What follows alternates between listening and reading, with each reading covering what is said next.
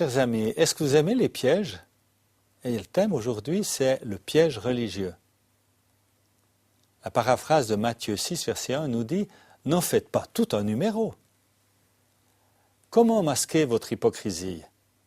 Par une intense activité religieuse, n'est-ce pas? Les pharisiens étaient des experts en ce domaine. Ils avaient ajouté 250 règles aux 10 commandements, plus encore 365 autres interdictions. Quand Jésus est arrivé, il leur a dit « N'en faites pas tout un numéro », et il visait particulièrement 3 domaines auxquels il vous convient de prendre garde. Premièrement, les dons.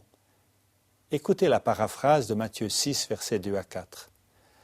Lorsque vous faites quelque chose pour quelqu'un, n'attirez pas l'attention sur vous-même.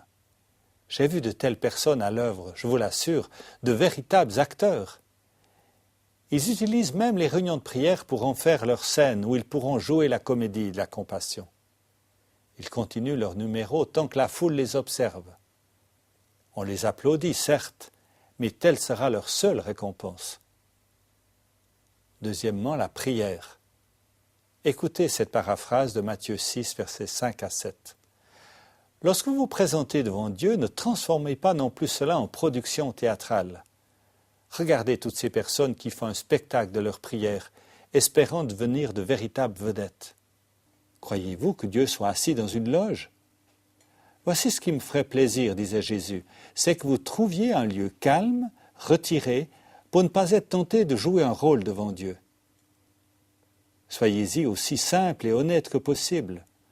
Le centre d'attention ne sera plus vous, mais Dieu, et vous commencerez à ressentir alors sa grâce.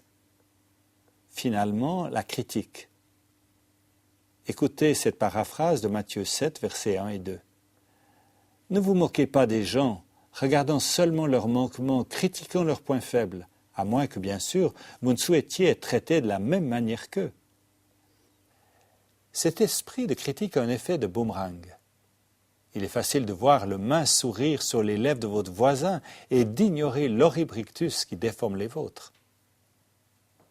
Cela devrait vous donner de quoi réfléchir aujourd'hui et dans les jours qui viennent.